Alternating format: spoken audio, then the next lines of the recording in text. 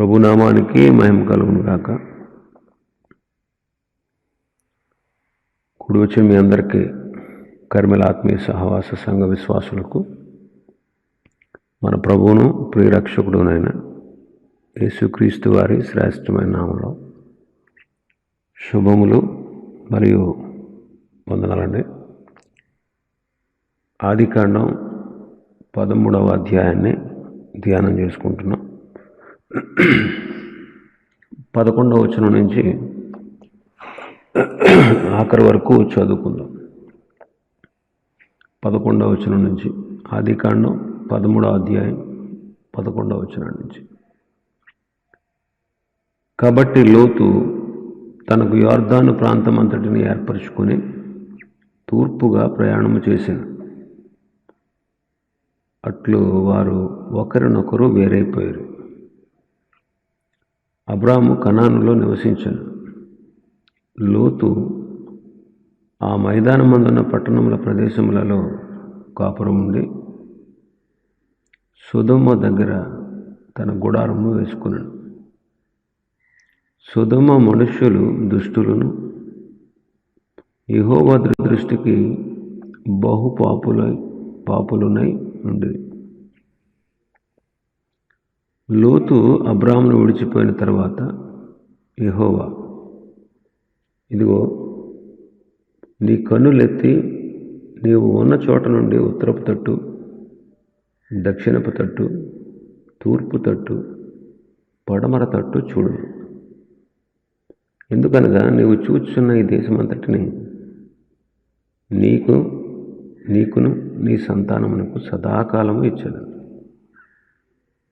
మరియు నీ సంతానమును భూమి మీద నుండి రేణువుల వలె విస్తరింపచేశాను. ఎట్లనగా ఒకడు భూమి మీద నుండి రేణువులను లెక్కింపగలిగిన ఎడల నీ సంతానమును కూడా లెక్కింపవచ్చు. నీవు లేచి ఈ దేశం యొక్క పొడుగును వెడల్పున దానిలో సంచరించు, అది నీకు ఇచ్చేదనని అబ్రాహాముతో చెప్పాను. అప్పుడు అబ్రాహాము తన గుడారము తీసి హెబ్రోనులోని మమ్రే దగ్గరనున్న సింధూర వృక్షవనములో దిగి అక్కడ యెహోవాకు బలిపీఠమును కట్టాను.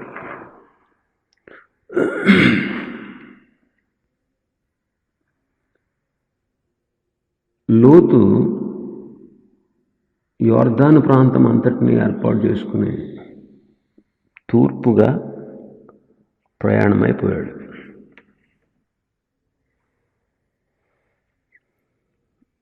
సొదొమ మంచిది కాదు.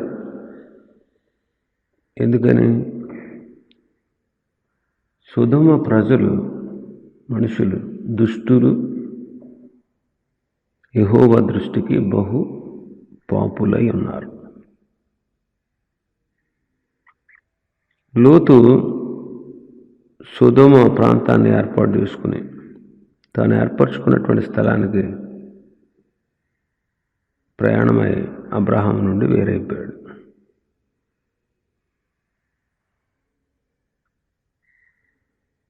సొదొమ తట్టుకు ప్రయాణం చేస్తూ ఉన్నాడు. మన ప్రయాణాల్లో ప్రయోజనకరమైనవి ఉంటాయి, ప్రమాదకరమైనవి కూడా ఉంటాయి.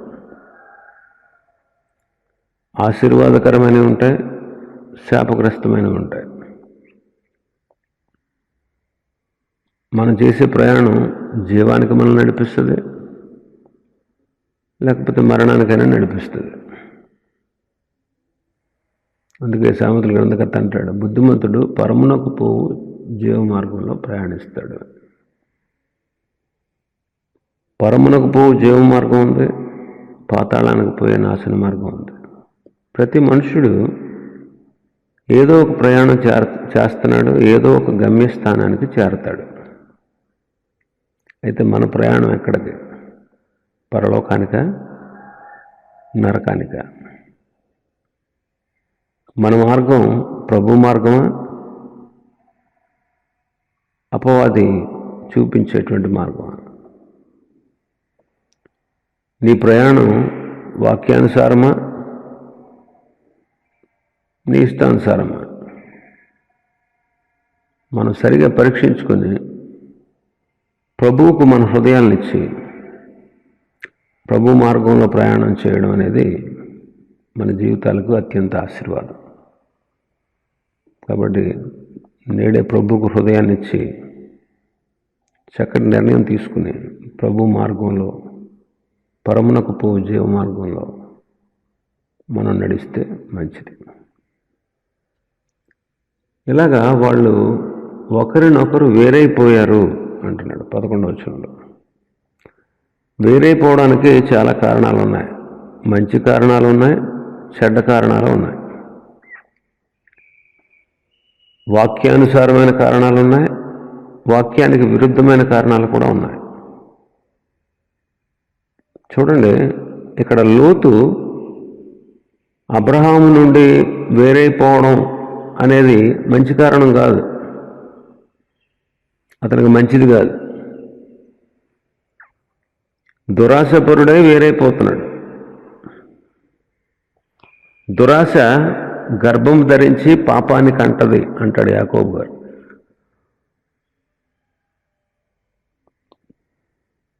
పాపం మనల్ని దేవుని నుంచి వేరు చేసేస్తుంది.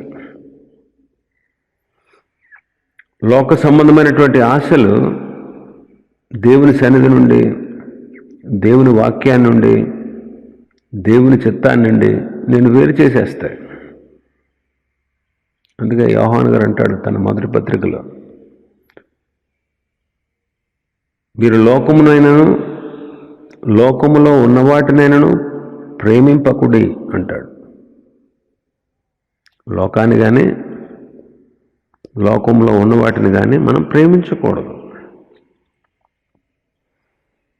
ఈ దినాల్లో చాలామంది ఈ లోక సంబంధమైనటువంటి వాటిని ఆశించి దేవుని నుంచి వేరైపోతూ ఉన్నారు. కొంతమంది సంఘాల్లో కూడా ఆధిక్యతలు కోరి అవి దక్కకపోతే దేవునికి, ఆయన మందిరాలకు దూరం అయిపోతూ ఉంటారు. దేవుడు నిన్ను తగిన సమయంలో హెచ్చిస్తాడు. ఆయన బలిష్టమైన చేతి క్రింద ఉండడం మనకు ఆశీర్వాదకరం. దేన మనస్సు కలిగి ఉండడం ఆశీర్వాదకరం. ప్రభువు తగిన సమయంలో నేను హెచ్చిస్తాడు. పేతురు గారు అదే అంటాడు మొదటి పేతురు పత్రిక 5వ అధ్యాయం 5-6 వచనాలు. ఇంకా మరొక దుఃఖకరమైన సంగతి ఏంటంటే, సొదొమలో ఉండేటువంటి ఆ ఘనతను, డబ్బును ఆశించి వేరైపోతున్నాడు.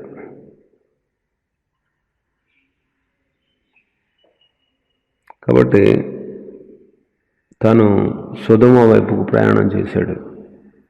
అబ్రహాము నుంచి వేరైపోయాడు. గత దినంలో చెప్పుకున్న అబ్రహాము దగ్గర ఉంటే ఆధ్యాత్మికంగా ఎదుగుతాడు. భక్తి విశ్వాసాలు, అబ్రహాములో ఉండేటువంటి భక్తి విశ్వాసాలు అతన్ని ప్రోత్సాహపరుస్తాయి. అబ్రహాము కూడా లోతుకు గొప్ప కాపుదలగా ఉన్నాడు. కానీ అబ్రహామును విడిచిపెట్టి చాలా నష్టాలు పొందుకున్నాడు. ఇంకా మనం చూస్తే 12వ వచనంలో అబ్రహాం కనానులో నివసించాడు. లోతు ఆ మైదానం అందున్న పట్టణముల ప్రదేశముల్లో కాపురం ఉండి సొదొమ దగ్గర తన గుడారము వేసుకొనెను. సొదొమ దగ్గర లోతు గుడారం వేసుకున్నాడు. సొదొమ దగ్గర గుడారం వేసుకోవడానికి గల కారణం ఏంటంటే, సొదొమ మనుషులు దుష్టులు కాబట్టి వాళ్ళ మధ్య నివసించడానికి బహుశా లోతుకి ఇష్టం లేదు కాబట్టి, అందుకే సొదొమ దగ్గర గుడారం వేసుకున్నాడు. సొదొమ గొప్ప వ్యాపార కేంద్రం. అంతేకాదు నీళ్లు పారే దేశం కాబట్టి మంచి పంటలు పండడానికి అనుకూలమైనటువంటి దేశం.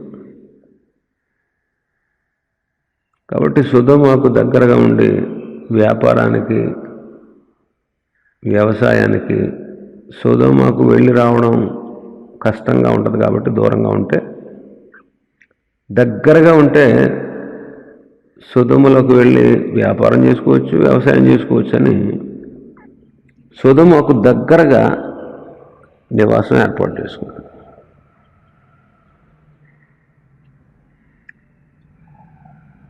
అబ్రహాముకు సమీపంగా ఉంటే దైవభక్తిలో చక్కగా ఎదిగేవాడు.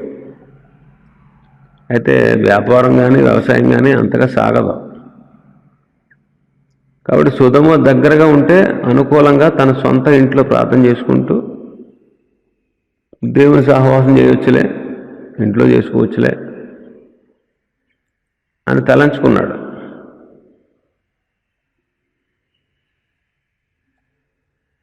అందుకే అబ్రహాముకు దూరం అయిపోయాడు.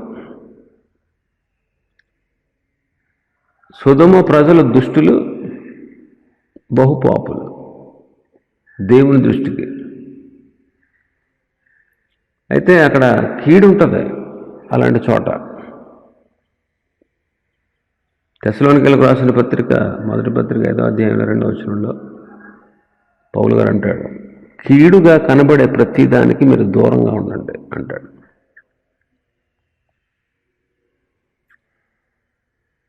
సమీపంగా ఉంటే, కీడుకి సమీపంగా ఉంటే ఆ కీడు చేత శోధించబడి ఆ కీడు వశమైపోతాం, మనం దానికి లోబడిపోతాం.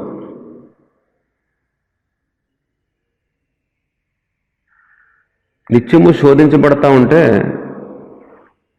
దానికి లోబడిపోతాం, పతనమైపోతాం. కాబట్టి కీడుగా కనబడే ప్రతి దానికి దేవుని పిల్లలు దూరంగా ఉండాలి. లోతు సొదొమలో లేకపోయినా, ఒకవేళ వ్యాపారం చేసినా, వ్యవసాయం చేసినా, సొదొమకు వెళుతూ అక్కడ ప్రజలతో కాలం గడపాలి. అందువల్ల ఉదయం మొదలుకొని సాయంకాలం వరకు తన దృష్టి అంతా దేని వైపు ఉంది? సొదొమ వైపే ఉంది. మరి మన దృష్టి ఎటువైపు ఉంది? ప్రభు వైపుగా, లోకం వైపుగా? బాహ్య సంబంధమైన వాటి మీద ఎక్కువ దృష్టి నిలుపుతున్నామా? ఆత్మ సంబంధమైన వాటి మీద ఎక్కువ దృష్టి నిలుపుతున్నామా? నేడు విశ్వాసులు బాహ్య సంబంధమైన వాటి మీద ఎక్కువ దృష్టి నిలుపుతున్నారు. బాహ్య సంబంధమైన వాటి మీద ఎక్కువ దృష్టి, బాహ్య సంబంధమైన వాటి మీద.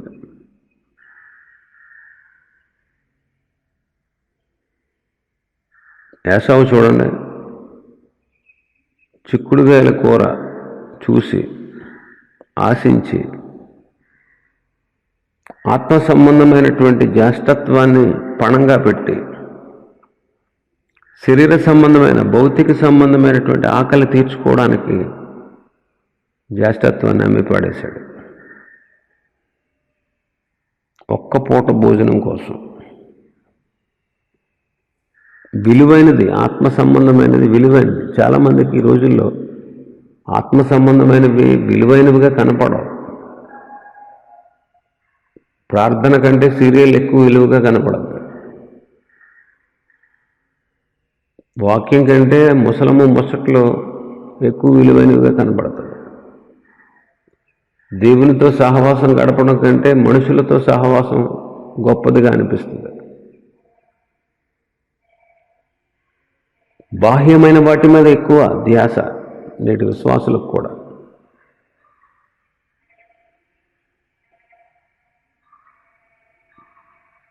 మోషే చూడండి, ఐగుప్తు ధనం వైపు చూడకుండా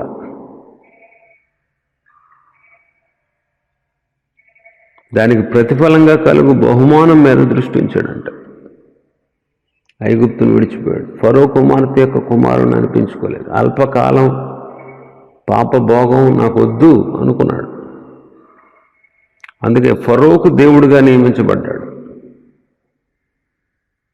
మోషే ఫరోకే దేవుడు అయిపోయాడు. ఫరోకే దేవుడు అయిపోయాడు.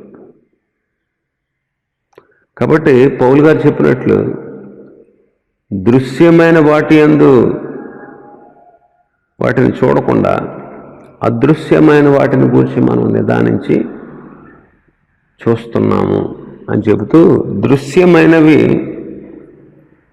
అనిత్యములు, అదృశ్యమైనవి నిత్యములు అంటాడు. కాబట్టి అదృశ్యమైన వాటి మీద మన దృష్టి ఉండాలి. దృశ్యమైనవి అనిత్యములు, నిత్యము ఉండవు. అదృశ్యమైనవి నిత్యములు అంటాడు. కొరింథీయులకు రాసిన 2వ పత్రిక 4వ అధ్యాయం ఉంటామాట 17వ వచనంలో, మేము దృశ్యమైన వాటిని చూడక అదృశ్యమైన వాటిని నిదానించి చూచుచున్నాము.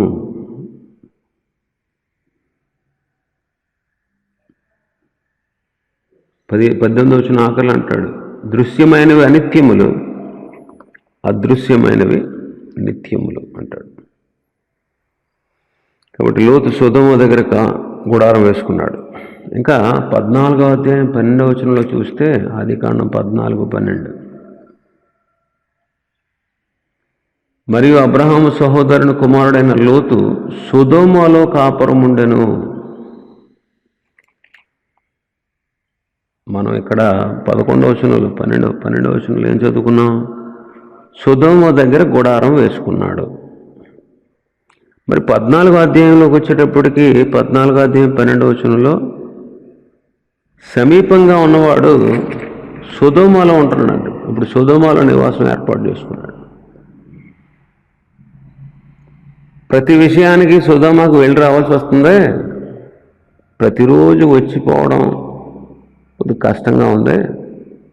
సొదొమలోనే ఉండి మనం ప్రార్థన చేసుకుంటూ, సొదొమ వారికి కూడా వాక్యం చెప్తూ, వ్యాపారం చేసుకుంటూ, వ్యవసాయం చేసుకుంటూ ఉండొచ్చు అని తలంచాడు కాబోలు. అందుకు సొదొమలో ఉంటున్నాడు. సొదొమ దగ్గర ఉండేవాడు, ఇప్పుడు సొదొమలోకి వచ్చేసాడు. మన ఉద్దేశాలు చాలాసార్లు మంచివి కాదు. ప్రభు చిత్తం మంచిది. అది ఎల్లప్పుడూ ప్రభు చిత్తాన్ని మనం జరిగిస్తే నిలిచి ఉంటాం. దేవుని చిత్తం ఏంటో మనం ప్రార్థనాపూర్వకంగా తెలుసుకుని అనుసరించడం అనేది ప్రయోజనకరం. అయితే లోతు దేవుని చిత్త ప్రకారం చేయకుండా తన సొంత ఇష్టానుసారంగా సొదొమలో కాపురం ఉండి అక్కడ ప్రజలతో కలిసిమెలిసి తిరుగుతూ సంపాదనలో మునిగిపోయాడు.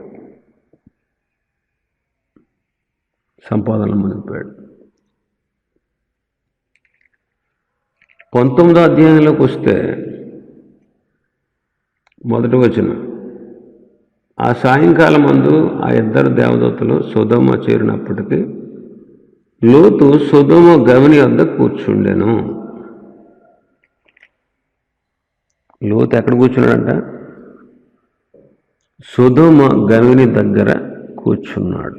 అంటే ఇప్పుడు అధికారిగా మనం చూస్తున్నాం. దేవదూతలు వెళ్ళే సమయానికి లోతు గవిని దగ్గర కూర్చున్నాడు. పట్టణపు గవిని దగ్గర కూర్చునే వాళ్ళు ఎవరు? అధికారులు. అంతేనా? పట్టణపు గవిని దగ్గర కూర్చునే వాళ్ళు ఎవరు? పెద్దలు.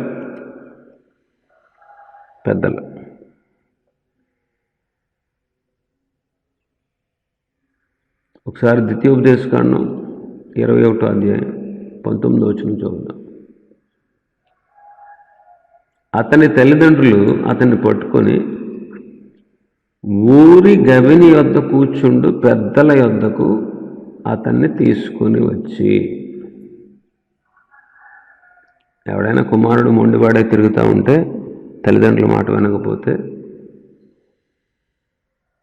వాడు శిక్షించినా విధేయత చూపించకపోతే ఎక్కడ తీసుకొస్తారంట తల్లిదండ్రులు అని పట్టుకుని ఊరు గవిని వద్ద కూర్చుండు పెద్దల వద్దకు అతన్ని తీసుకుని రావాలి. ఊరు గవిని దగ్గర కూర్చున్నాడంటే ఇతను కూడా పట్టణపు పెద్ద అన్నమాట. లోతు ఆ పట్టణానికి ఒక పెద్దగా ఉన్నాడు. నీతి న్యాయాల విషయంలో సొదొమ పట్టణస్థులందరిలో లోతు ఉత్తముడుగా కనిపించి ఉండొచ్చు. కాబట్టి ఆ పట్టణ ప్రజలు న్యాయం తీర్చడానికి ఒక పెద్దగా ఉండాలని లోతును కోరి ఉండవచ్చు. కాబట్టి ఇప్పుడు లోతు ఆ పట్టణం పెద్ద. ఈ దినాల్లో కూడా చాలామంది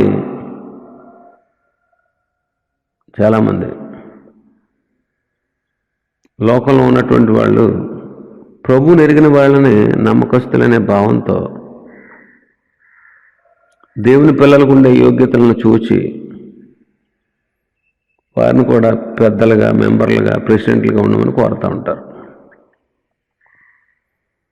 ప్రభువుని ఎరిగినటువంటి మనం లోకస్తుల మీద మెంబర్లుగా ఉండడానికి, ప్రెసిడెంట్గా ఉండడానికి సమ్మతించకూడదు.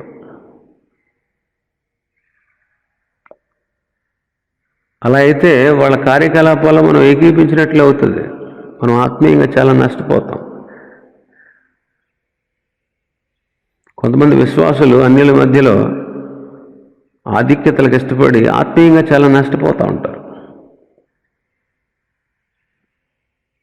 అలాంటివి మనకు కూడదు. అలాంటి వాటిని విడిచిపెట్టి మన ప్రభు కోసం నమ్మకస్తులుగా జీవించడం మంచిది. లోతు సొదొమ దగ్గర గుడారం వేసుకున్నాడు.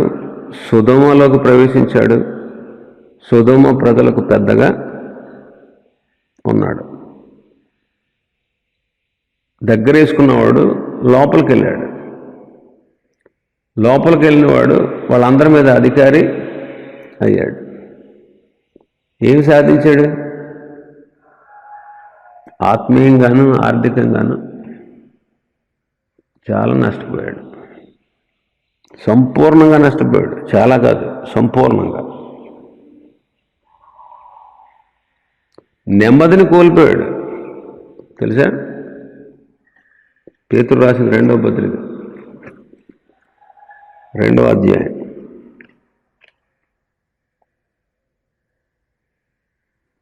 7వ వచనం. దుర్మార్గుల కామ వికారయుక్తమైన నడవడి చేత బహు బాధపడిన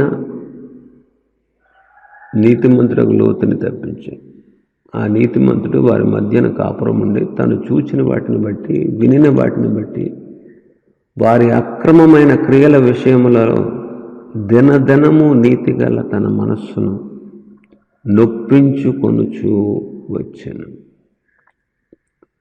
ఏం సుఖపడ్డాడు?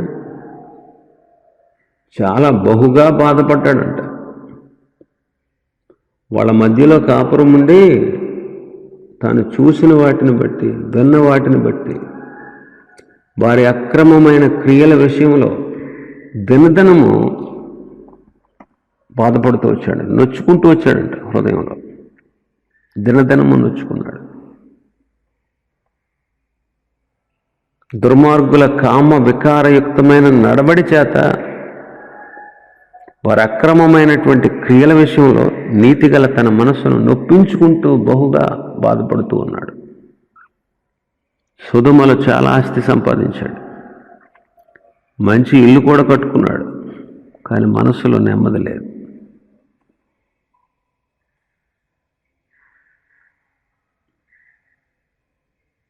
ఒకడికి ధనం విస్తరించడం వాడి జీవమునకు మూలము కాదు అంటాడు భక్తుడు.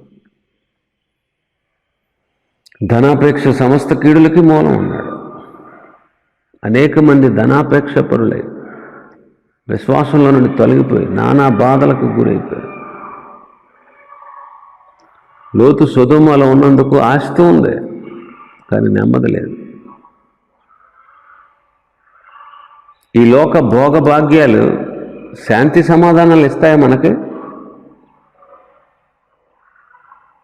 ఈ లోక సంబంధమైన అధికారాలు మనకు శాంతిని ఇవ్వగలవా?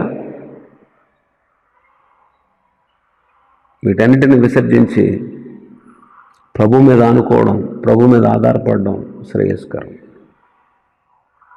అందుకే యెషయా గారు అంటాడు, ఎవని మనస్సు ప్రభు మీద ఆనుకుంటుందో వారిని పూర్ణ శాంతి గలవానిగా నేను చేస్తానన్నాడు. ఈ లోక సుఖభోగాల కంటే, ఈ లోక అధికారాల కంటే, ఈ లోకంలో ఉండేటువంటి ధనము కంటే మనం దేవుని మీద ఆనుకుంటే దేవుడు మనల్ని నెమ్మదితో నింపుతాడు. లోతుకు నెమ్మది లేదు, బహుగా బాధపడ్డాడు. వారి అక్రమమైన క్రియలు, కామ వికార యుక్తమైన నడవడిక అంట వాళ్ళది. అక్రమమైన క్రియల విషయంలో దినదినము నొచ్చుకుంటూ వచ్చాడు. కాబట్టి దేవుని మీద ఆధారపడి ఈ లోకాన్ని, లోక అధికారాలను విడిచి ప్రభు బిడ్డలుగా ముందుకు కొనసాగుతాం. ఇంకా మనం చూస్తే 14వ వచనం నుంచి, లోతు అబ్రహామును విడిచిపోయిన తర్వాత యెహోవా, ఇదిగో నీ కన్నులెత్తి నీవు ఉన్న చోట నుండి తూర్పు తట్టు, దక్షిణపు తట్టు, ఉత్తరపు తట్టు, పడమర తట్టు చూడు అంటాడు. ఇక్కడ దైవ ప్రత్యక్షతను పొందుకున్నాడు అబ్రహాం. మొదటిసారి దేవుడు తనకు ప్రత్యక్షమై అబ్రహామును పిలిచాడు. కల్దీయుల నుండి ప్రత్యేకించడానికి ఊరు అనే పట్టణం నుండి పిలిచాడు. అక్కడి నుంచి బయలుదేరి బయటకు వచ్చాడు అబ్రహాం. ఆ తర్వాత హారానులో ఉండిపోయాడు.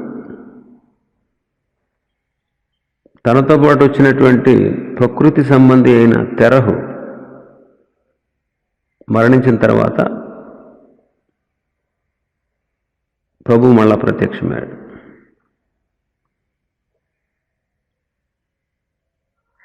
ప్రకృతి సంబంధం నుంచి వేరయ్యాడు. 2, ఐగుప్తుకు వెళ్ళాడు, మళ్ళీ తిరిగి వచ్చేసాడు. లోకము నుండి వేరయ్యాడు. తెరహు అంటే ప్రకృతి సంబంధి, ఐగుప్తు అంటే లోకం. అంత మాత్రమే కాదు, శరీర సంబంధం నుండి కూడా మనం వేరవ్వాలి. ఇప్పుడు లోతు నుండి వేరయ్యాడు. లోతు నుండి వేరయ్యాడు. ఇప్పుడు ప్రభు అతనికి ప్రత్యక్షమయ్యాడు. ప్రభు ప్రత్యక్షత అతనికి దొరికింది. ఇప్పుడు ఎలాంటి అభ్యంతరాలు లేవు, ఆటంకాలన్నీ తొలగిపోయాయి. మనం కూడా ప్రకృతి సంబంధం నుండి, లోకాన్ని నుండి, శరీర సంబంధం నుండి వేరైనప్పుడే దేవునికి దగ్గర అవుతాం. దేవునికి దగ్గర అవుతాం. అప్పుడు దేవుడు మనల్ని వాడుకుంటాడు. దేవుడు మనకు ప్రత్యక్షమవుతాడు. దేవుడు తన చిత్తాన్ని మనకు బయలుపరుస్తాడు. నీవైనా నేనైనా ప్రభు మనల్ని తన కొరకు వాడుకోవాలంటే మనం ప్రత్యేకించబడాలి. ప్రకృతి సంబంధులైన మనుషుల నుంచి, లోకాన్ని నుంచి, శరీర సంబంధుల నుంచి ప్రత్యేకించబడాలి.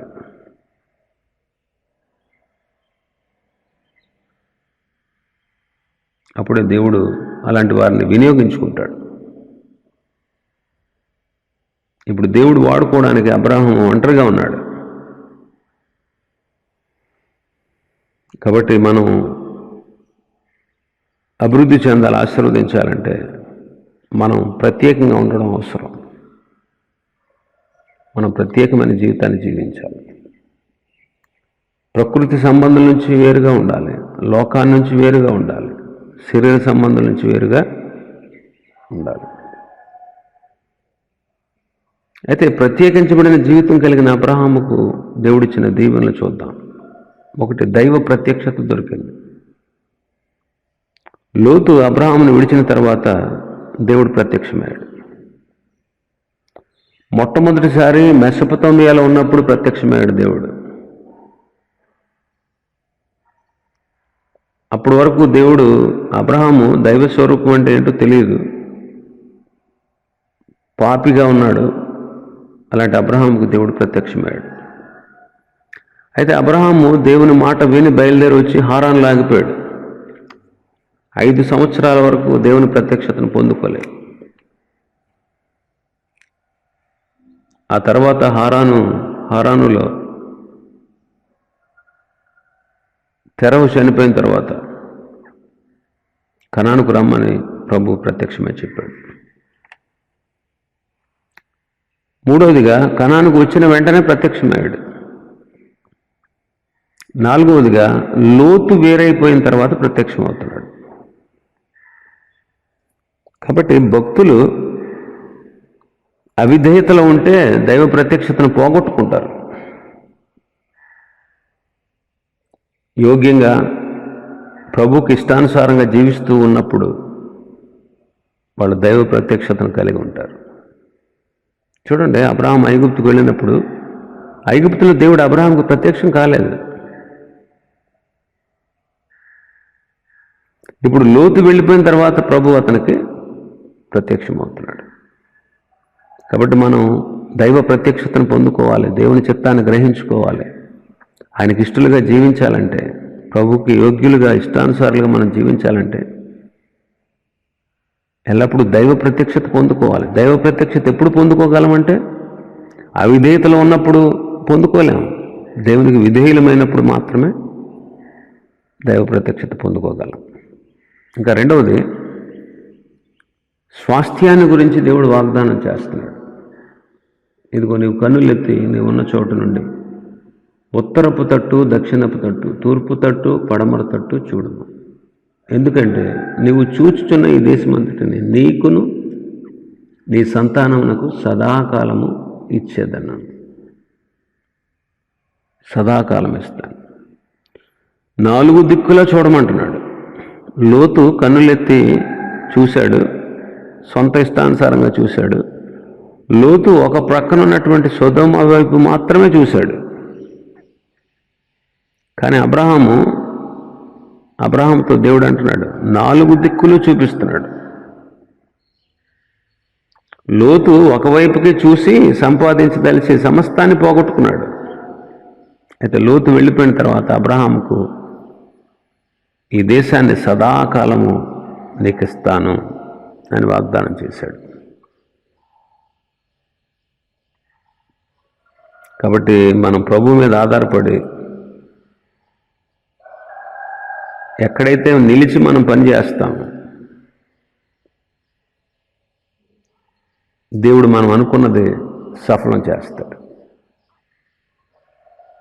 కాబట్టి ప్రార్థన చేసి ప్రభు వైపు మన దృష్టి నిలిపి పని చేద్దాం. ఏదైనా సరే, అది సేవ అయినా కావచ్చు, నీ ఉద్యోగమైనా కావచ్చు, నీ వ్యాపారమైనా కావచ్చు, ఏదైనా. కొన్నిసార్లు కొందరికి వ్యాపారంలో స్థిరత ఉండదు, ఏ పని చేసినా ముందుకు పోదు, కొంతకాలం నష్టాలు సంభవిస్తాయి. అయితే ప్రభు మీద ఆనుకుని, ప్రభు మీద ఆధారపడి, ప్రభు మీద మన దృష్టి నిలిపి మనం పనిచేస్తే ప్రభువు మనకు తప్పక సహాయం చేస్తాడు. నీవున్న చోట 4 దిక్కుల చూడు, ఈ దేశాన్ని సదాకాలం నీకు ఇస్తానని దేవుడు స్వాస్థ్యాన్ని గురించి వాగ్దానం చేశాడు. మూడవది, సంతానాన్ని గురించి వాగ్దానం చేస్తాడు 16వ వచనంలో. మరియు నీ సంతానమును భూమి మీద నుండి ఇసుక రేణువుల వలె విస్తరింపచేసేది. ఎట్లనగా ఒకడు భూమి మీద నుండి రేణువులను లెక్కింపగలిగిన ఎడల నీ సంతానమును కూడా లెక్కింపవచ్చును. భూమి మీద నుండి రేణువులంతా విస్తారంగా నీ సంతానాన్ని విస్తరింపచేస్తాను అంటాడు. భూమి మీద నుండి రేణువులు. అప్పటికి ఇంకా అబ్రహాముకి ఒక కుమారుడు కూడా పుట్టలేదు. వయస్సు గతించిపోతుంది. సంతానం కనగలనా అనే నమ్మకం పోయింది. అయినా దేవుడు వాగ్దానం చేస్తున్నాడు. ఆ వాగ్దానాన్ని అబ్రహాం జీవితంలో నెరవేరినట్లు మనం ఇప్పుడు కనులారా చూస్తున్నాం. నిజమే, అబ్రహాం సంతానాన్ని ఎవరు లెక్కింపలేరు, లెక్కించడానికి సాధ్యం కాదు.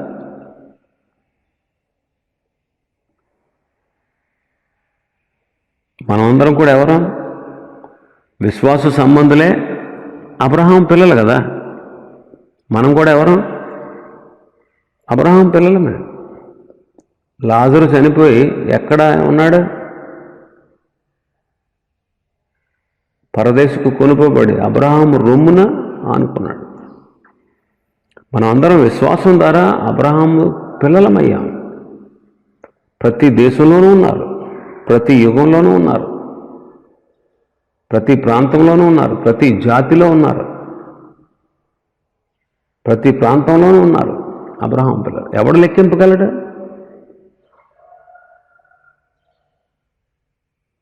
ఎవడు లెక్కింపగలడు?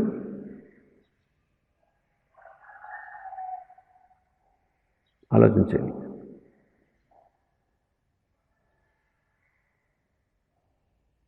ఎవడు లెక్కించలేడు.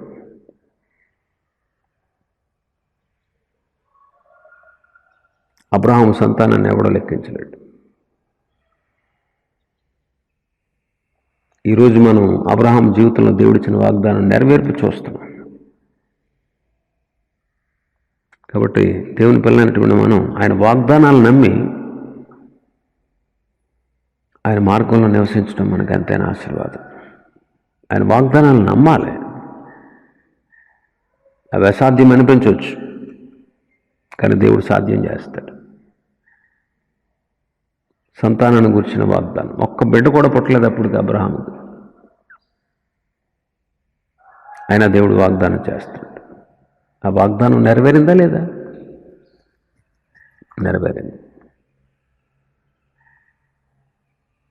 అయితే అబ్రహాము బాధ్యత ఏంటో చెప్తున్నాడు అక్కడ.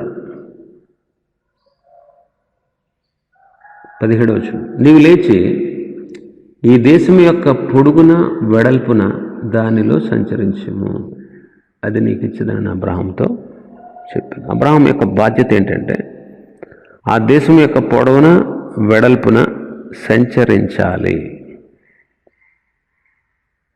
సంచరించుట అనే దాని గురించి మనం ఇంతకుముందు ధ్యానం చేసుకున్నాం. సంచరించుట అంటే సేవా జీవితం సూచిస్తూ ఉంది. ప్రభు నామ మహిమార్థంగా మనం కూడా సేవ జరిగిస్తే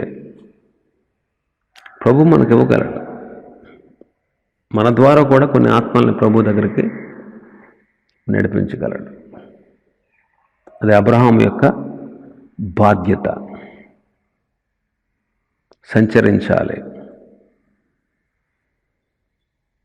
ఆ తర్వాత అబ్రహాము చూడండి 18వ వచనం, అప్పుడు అబ్రహాము తన గుడారమును తీసి హెబ్రోనులోని మమ్రే దగ్గరనున్న సింధూర వృక్ష వనములో దిగి అక్కడ యెహోవాకు బలిపీఠము కట్టాను.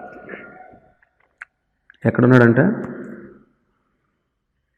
హెబ్రోనులోని మమ్రే దగ్గరనున్న సింధూర వృక్ష వనములో దిగి అక్కడ యెహోవాకు బలిపీఠము కట్టాను.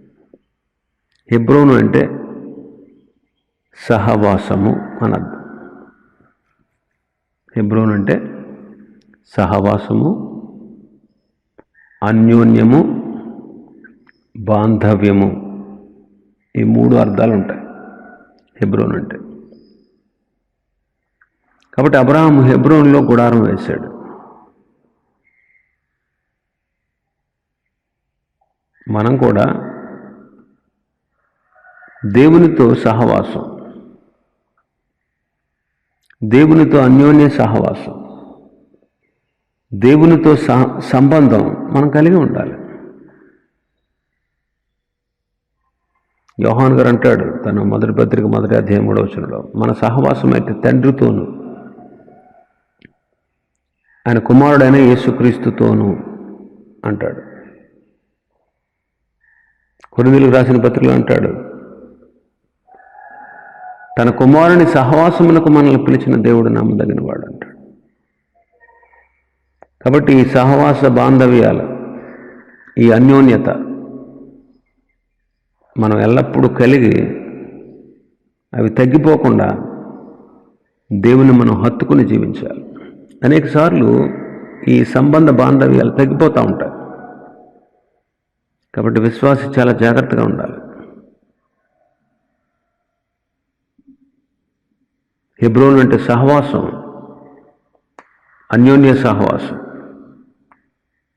బాంధవ్యం అంటే ప్రేమ, ఇవన్నీ ఉన్నాయి హెబ్రోన్ అంటే. మనం కూడా దేవునితో అన్యోన్య సహవాసం, దేవుని పట్ల ప్రేమ, దేవునితో అనుబంధం, దేవునితో సంబంధం మనం కలిగి ఉండాలి. అందుకే క్రీస్తు యేసు సంబంధాలు శరీరమును దాని ఇచ్చలతోనూ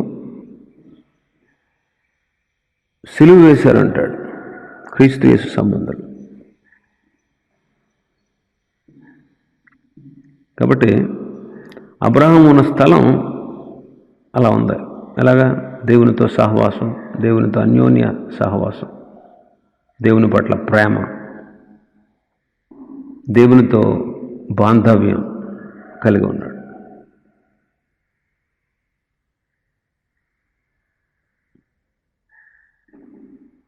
ఇక్కడ చూడండి, మమ్రే దగ్గరనున్న అంటాడు. మమ్రేకి హెబ్రోనుకి దగ్గర సంబంధం ఉంది. మమ్రే అంటే క్రొవ్వు మెదడు లేదా బలము అని అర్థం.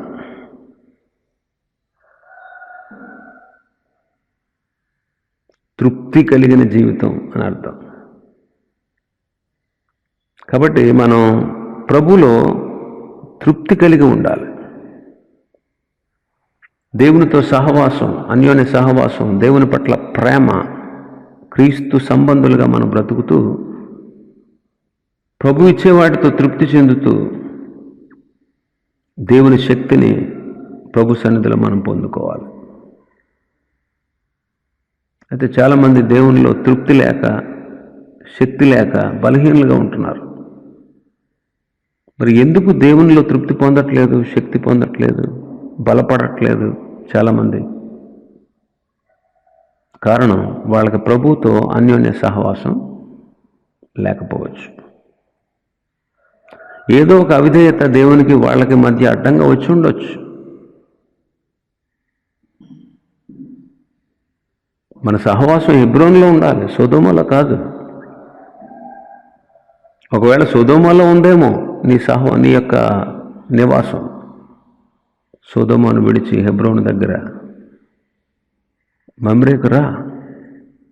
ప్రభు నీకు తృప్తినిస్తాడు, ప్రభు నిన్ను బలపరుస్తాడు. ఎప్పుడైతే ప్రభుతో నువ్వు అన్యోన్య సహవాసం కలిగి ఉంటావో, ప్రభు పట్ల ప్రేమ కలిగి ఉంటావో, ప్రభుతో సంబంధాన్ని నువ్వు కలిగి ఉంటావో, ఎక్కడైతే నువ్వు బలిపీఠాన్ని కట్టుకుంటావో, ఎక్కడైతే ప్రభు పట్ల ఆరాధన భావాన్ని నువ్వు కలిగి ఉంటావో, అప్పుడే దేవుడు నీకు తృప్తిని, సంతోషాన్ని, ఆనందాన్ని, శాంతిని, నెమ్మదిని ఇస్తాడు. కాబట్టి ఇలాంటి శ్రేష్టమైన అనుభవంలోనికి మనం వచ్చి ప్రభు ఇచ్చే ఆశీర్వాదాలు పొందుదాం. దేవుడు ఈ మాటలు దీవించునుగాక. ఆమేన్.